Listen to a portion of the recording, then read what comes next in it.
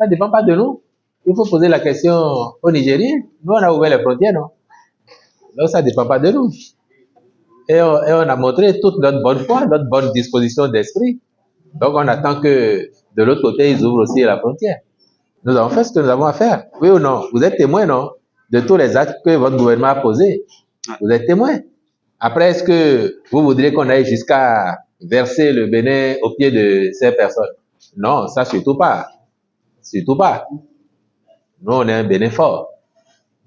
Et donc, on n'ira pas jusqu'à s'aplatir devant des gens, surtout quand on sait qu'on est dans notre bon droit. On a fait ce qu'on a à faire. On attend de voir de l'autre côté ce qu'ils vont faire.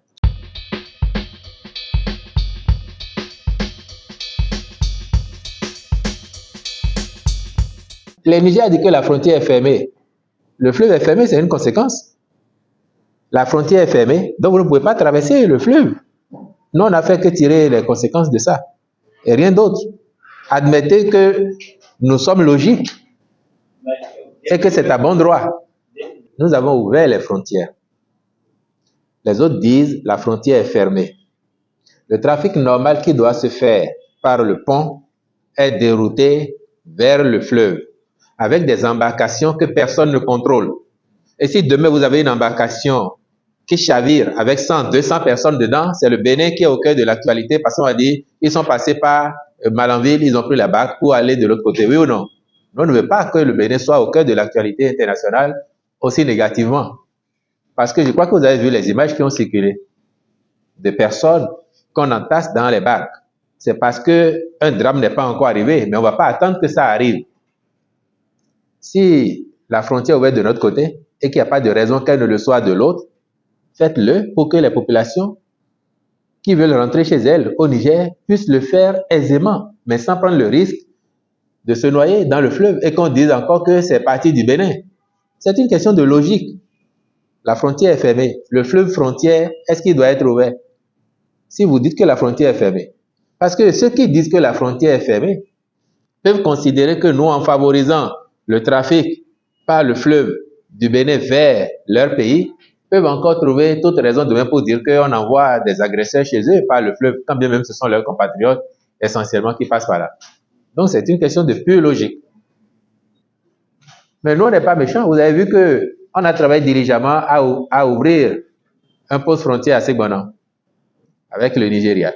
Et on sait très bien que ce qui passe par là, une partie va au Niger, une partie reste au Nigeria. Donc nous, on n'est pas contre les citoyens, on n'est pas contre les individus du tout. Après, le droit, il a ses règles. Le droit international a ses règles. Et aucun pays n'accepte qu'on lui marche dessus, surtout quand celui qui fait ça a tort.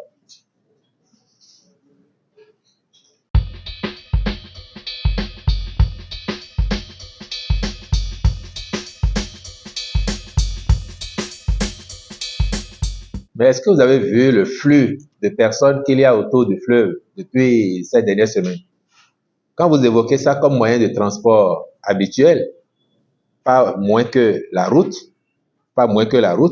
mais la route ne passant pas, je vous dis, tout le flux qui passe par là.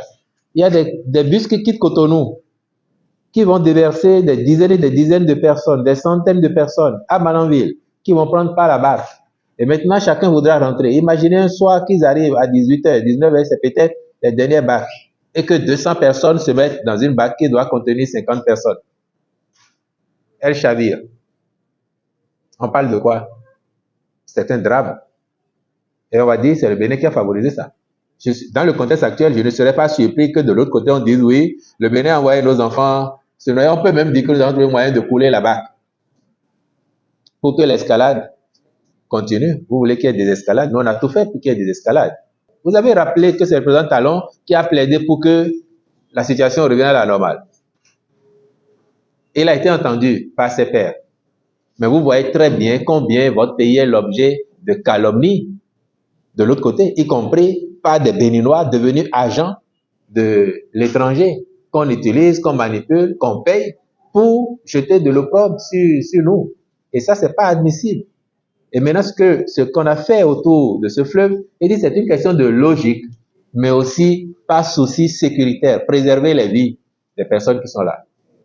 Parce que si vous êtes à Malanville, et que vous observez le mouvement des bus et des véhicules légers qui viennent déposer des passagers là et qui ne peuvent pas aller de l'autre côté parce que la frontière n'est pas ouverte par le voisin du Niger, vous observez que ces personnes se rabattent toutes sur la rive pour attendre la première barque, un drame est vite arrivé. Donc nous sommes soucieux de préserver les vies de tout le monde, y compris de nos frères et sœurs du Niger. Et en l'occurrence, surtout eux, parce que c'est eux qui majoritairement font le déplacement. Alors, toujours dans cette épreuve-là, dans cette crise, on a l'impression que le Bénin est laissé et abandonné par la CEDEAO qui était quand même porteur de cette décision-là, notamment la fermeture des frontières. Et le Niger ne veut pas démordre. Et quelle est l'assistance que la CEDEAO porte aujourd'hui au Bénin dans cette crise-là? Moi, je suis convaincu que si la CEDEAO a un rôle à jouer, elle joue son rôle. Peut-être que vous ne voyez pas, nous ne voyons pas au moment où elle fait son travail. Donc, attendons de voir comment les choses évoluent.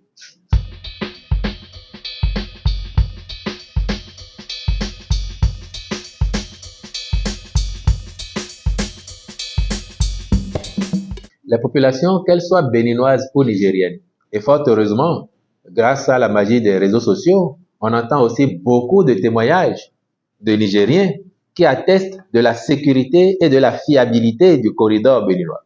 J'ai envie de leur dire que cette peine qui est la leur, nous la partageons. Nous n'en sommes pas responsables, mais nous la partageons. Et nous faisons tout notre possible pour qu'elle cesse au plus tôt. Ces populations nous sont témoins. Elles ont vu comment nous avons agi par le président de la République au niveau de la sous-région, comment nous avons agi par les actes que nous avons posés afin que cette crise, dans notre entendement, elle se soit déjà estompée. S'il n'en tenait qu'à nous, au jour d'aujourd'hui, les relations sont totalement normalisées, la frontière est ouverte, ça circule correctement. Nous sommes prêts à ça depuis toujours. Nous sommes encore prêts aujourd'hui, nous sommes prêts demain.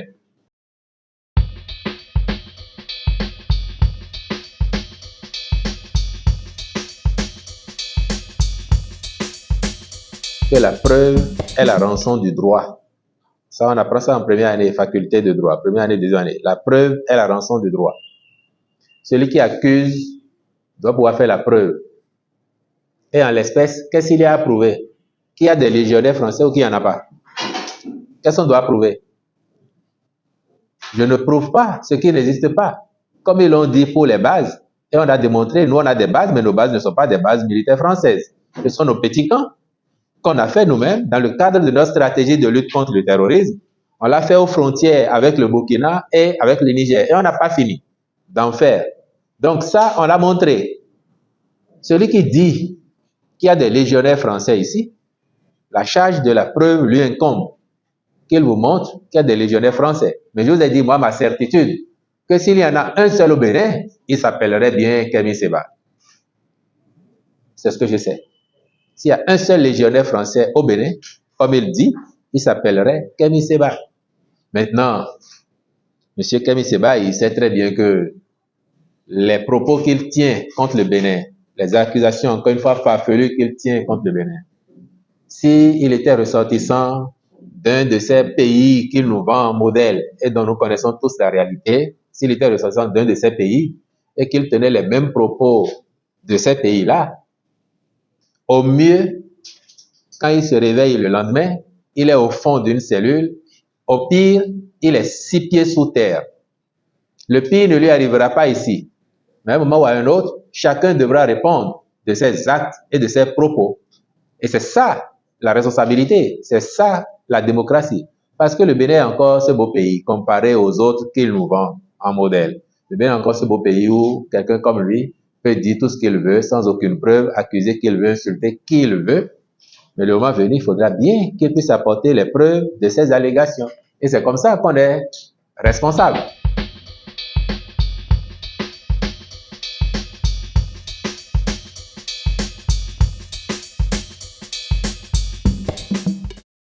Les pays vivent toujours et vivront éternellement. Donc, on ne peut pas conclure aujourd'hui à un échec de la diplomatie. Parce que si tout s'était arrêté et qu'on devait nous enterrer tous, on pourra dire que la diplomatie a échoué. Les diplomates, ils travaillent, vous ne voyez pas ce qu'ils font. Donc, le moment venu, vous verrez les effets de leurs efforts. Donc, vous nous assurez que ça se passe, la diplomatie continue de travailler dans ce... Est-ce que vous pensez que face à une situation comme celle-là, la diplomatie, qu'elle soit bilatérale ou multilatérale, ne jouerait pas du tout son rôle? Moi, je suis convaincu du contraire. Donc, je pense que les diplomates, ils font leur travail. Et les autorités béninoises ont joué leur partition à merveille. Jusque-là. Chacun de vous devrait en témoigner. Parce que quand moi j'entends vos confrères de l'autre côté, et je me demande pourquoi les nôtres ne sont pas aussi engagés sur cette question.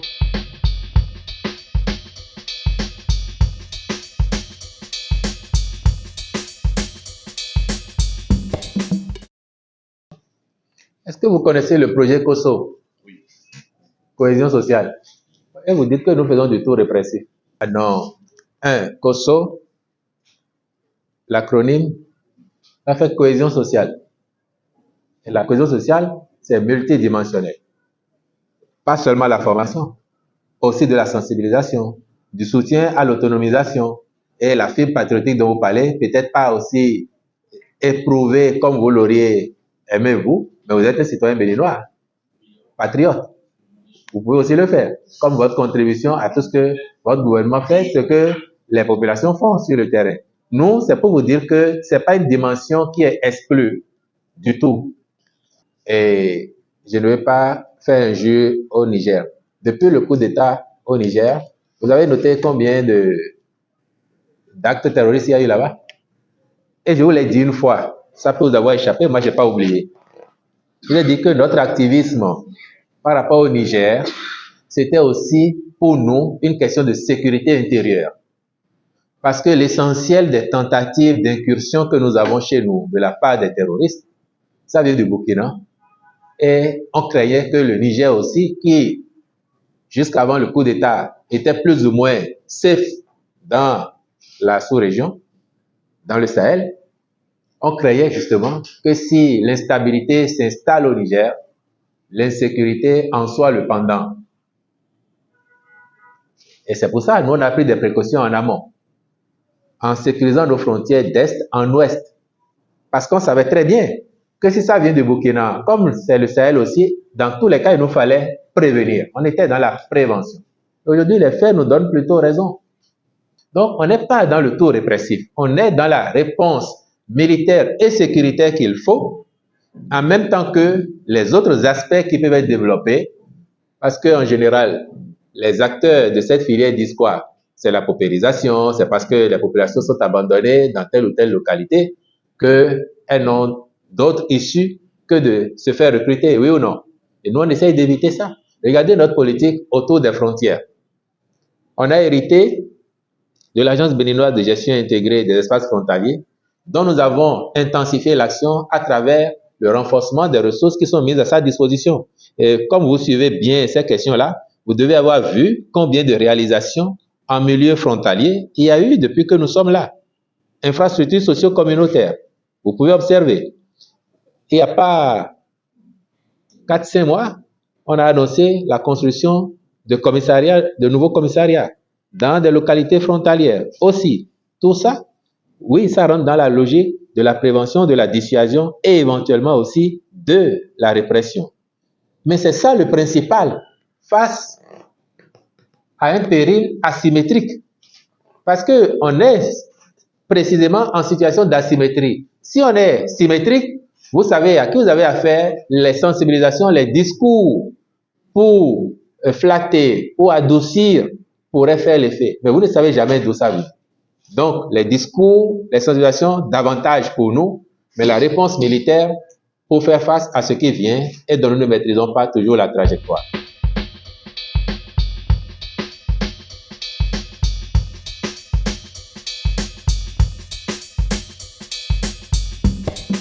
S'il y a eu un coup à Kandi, c'est bien la preuve que nous sommes en asymétrie. C'est bien là la preuve. Parce que si c'était conventionnel, avec tout ce qu'on a mis en place, il n'y aurait pas eu ça. Mais à Kandi, vous ne demandez pas à chacun des citoyens qui passent de montrer ce qui est écrit sur son front. Vous voyez bien, quand il vient du Burkina ou il vient du Niger, parce que les frontières sont ce qu'elles sont, on a parlé du fleuve tout à l'heure. S'il vient il circule normalement, il est avec vous en journée, comment vous savez? Et c'est là où l'autre dimension de notre action et qui marche, même si sur le coup de quand on peut dire, bon, est-ce que ça marche à 100%, je vous renverrai à la symétrie. Il y a une très belle implication des populations aujourd'hui qui travaillent en synergie avec les forces de l'ordre pour la coproduction de la sécurité. Et c'est ça qui nous permet de déjouer plein de projets.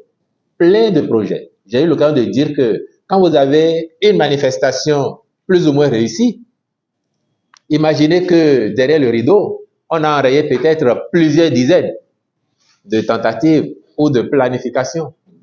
Donc, notre politique n'a pas échoué. Au contraire, vous dites de repenser tous les jours, ça s'évalue et ça s'optimise. Mais je vous dis, si les forces armées béninoises devaient vous dire au quotidien les tentatives ou les menaces enrayées, vous allez dire vraiment grand chapeau.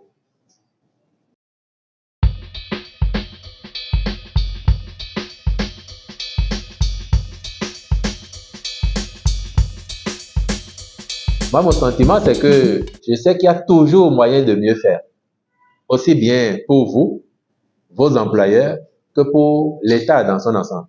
Et c'est pour ça que le PAG 21-26 a prévu des réformes qui sont en cours d'élaboration au niveau du ministère du numérique, justement, pour s'implémenter à la presse, afin que le milieu soit assaini, mais plus attrayant, agréable. On a commencé à faire quelque chose au niveau du public, avec les réformes à la SRTB, SA maintenant, parce que c'est surtout cette entité qui est adressée par le PAG. On a commencé, et ce qui est plus transversal pour impacter l'ensemble, donc privé comme public, c'est en cours de définition au niveau du ministère. Donc nous allons tous être attentifs aux réponses le moment venu lorsque l'Assemblée va programmer la séance de questions au gouvernement.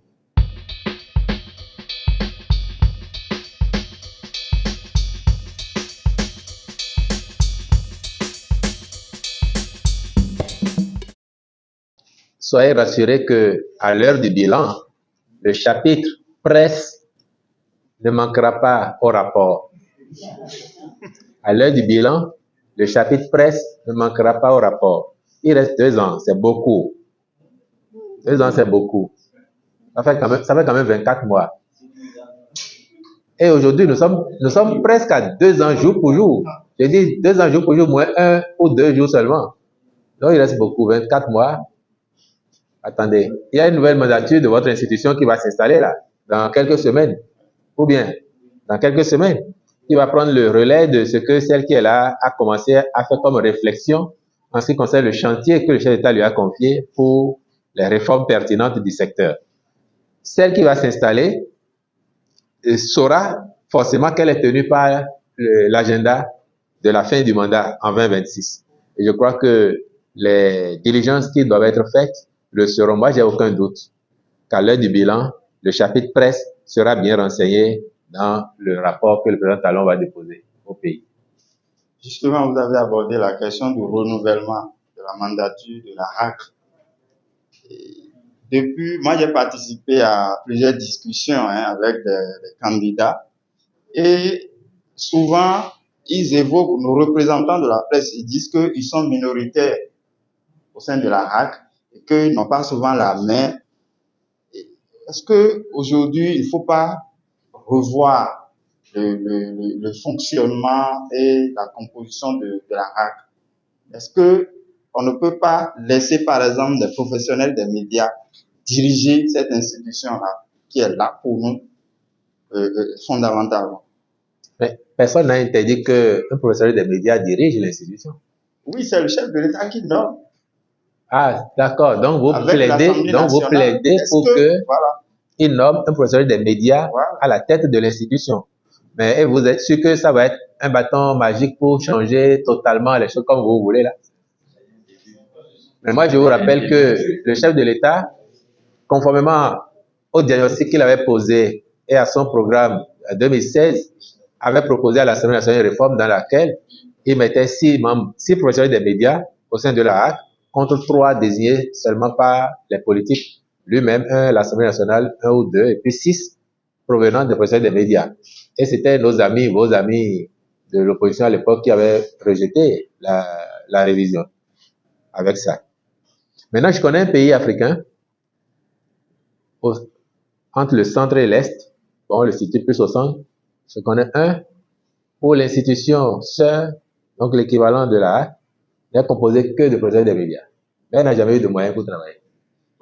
Donc, vous faites les analyses et vous choisissez le juste milieu.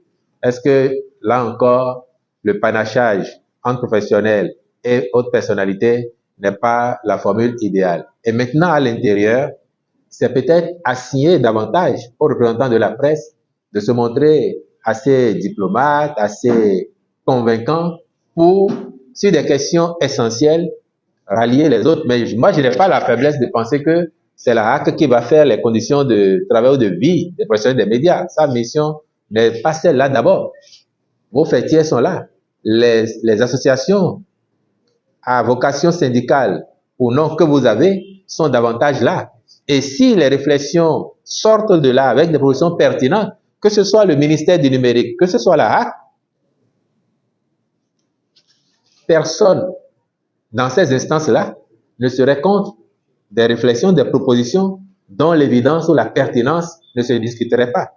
Donc, oui, pour que ces institutions fassent leur travail, mais oui aussi pour que la profession s'engage de plus en plus dans la réflexion, dans l'action pour améliorer les conditions générales d'existence, d'exercice, l'environnement économique, mais surtout les conditions de vie et de travail des professionnels.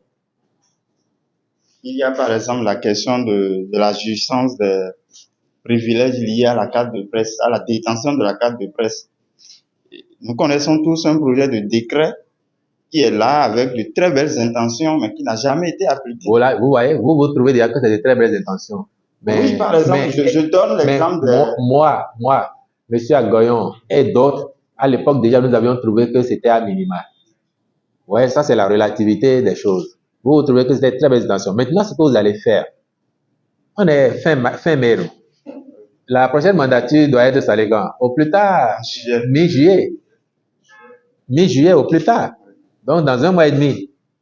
Moi, je vous suggère, vous qui avez les réflexions, les solutions, commencez tout de suite à faire ça. Formalisez. Et une fois qu'ils sont installés, le président est connu, soyez parmi les tout premiers à demander audience.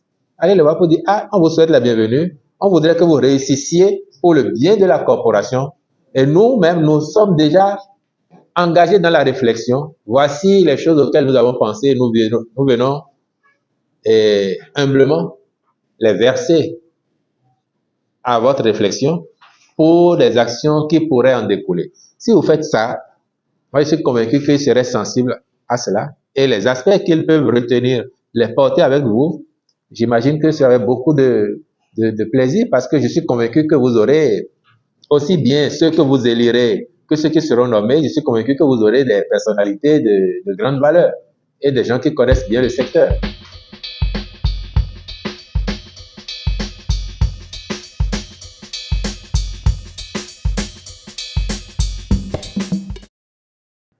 Mais qui vous a dit qu'ils envoient 2000 soldats? C'est pas moi. C'est pas moi. Hein. Maintenant, soyez rassurés d'une chose. Ce sont des connaisseurs et des stratèges qui sont là. S'ils décident d'envoyer 2000 ou 5000, ils ont forcément regardé les effectifs. Ils ont regardé les besoins d'emploi. Ils ont regardé la durée éventuelle que cette mission prendrait. Et ils auraient décidé en toute responsabilité et en toute connaissance de cause, sans mettre en péril nos besoins de sécurité intérieure. Ça, j'en suis convaincu. Pour le reste, je ne peux rien vous dire. Vous vous rapprochez d'eux pour avoir les détails sur le nombre, sur l'effectivité. Vous pouvez vous rapprocher d'eux. Moi, je vous dis que s'ils ont décidé ainsi, ils ont dû tenir compte de nos réalités. Parce que nous avons aussi recruté beaucoup de policiers et de militaires. En 8 ans, nous venons de faire 8200 militaires. Et les policiers, 3500 déjà. Et dernièrement, on était en train de recruter 1500 autres. Donc, même pour ceux qui disent qu'ils ne créent pas d'emploi, il ne faudrait rien que la police et l'armée, sans parler des eaux, forêts et chasses, rien que la police et l'armée, on est à 15 000 personnes environ recrutées en 8 ans. Quand j'ai coincé quelqu'un comme ça, la dernière fois, il m'a dit, oh, mais que les emplois, la police, parce qu'il considère que être policier, c'est pas un emploi. Je lui ai dit ce qu'il fait pour que vous soyez debout là, tranquille, en sécurité. Vous n'avez pas idée quand lui ne dort pas pour que vous soyez là. Donc vous considérez que c'est un emploi au rabais. Alors que nous, on a fait en sorte même d'élever le niveau. Ce n'est plus sur le BPC, c'est le bac. Donc forcément, ils sont mieux payés et ils sont mieux formés. Vous voyez? Bon. Et les gens ont leur grille de lecture. Et quand une fois, un peu comme Kémy Séba, une fois que vous avez fait tomber un argument ou une invention, il faut qu'il s'accroche à quelque chose d'autre, comme à une bouée de sauvetage, pour ne pas perdre la face.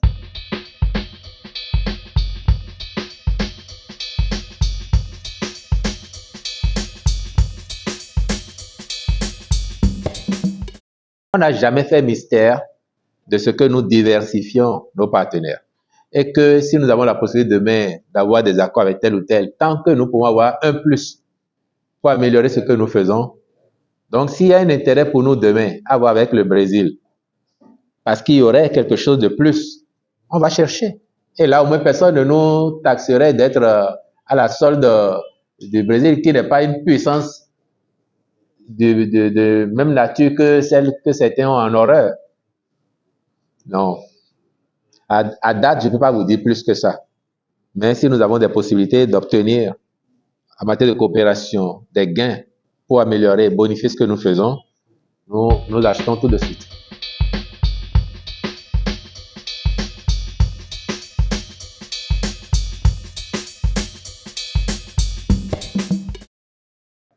Il y a quelque chose qui vous a échappé, M. Agbon, où vous n'avez pas pris le temps de bien lire le compte-rendu.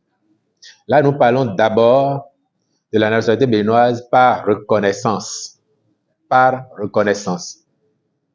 Aujourd'hui, si vous êtes étranger, vous vivez au Bénin, au bout de 5 ans, vous pouvez demander la nationalité. La Constitution du Bénin permet même qu'un Béninois naturalisé depuis 10 ans puisse être candidat à la fonction présidentielle. Ça, c'est une nationalité pleine. La nationalité par reconnaissance est une étape. Donc, c'est comme si vous êtes provisoirement béninois. Pendant ce temps, vous avez droit au passeport. Et il est valable 3 ans. Donc, cette nationalité par reconnaissance est valable 3 ans. 3 ans au cours desquels vous êtes tenu de venir faire au moins un séjour au Bénin. Si vous venez faire ce séjour, maintenant vous êtes éligible au certificat de nationalité pour être béninois plein. Maintenant, si vous êtes béninois plein, vous avez les mêmes droits, les mêmes obligations que les béninois. Pendant que vous êtes dans le process, vous êtes dans le pipe, comme on dit, vous ne pouvez pas candidater pour la fonction publique, vous ne pouvez pas être élu, vous ne pouvez pas être éligible, parce que vous êtes en transition vers. Vous pouvez obtenir la nationalité par reconnaissance et choisir après de ne pas aller au bout. Mais parce que vous vouliez avoir déjà la fierté de se retrouver en 3 ans, de dire, moi j'ai le passeport béninois. Parce que qu'on se le dise bien, demander à obtenir une nationalité, la plupart du temps, quand ce n'est pas votre nationalité de naissance, la plupart du temps, c'est pour une question de feeling, de fierté.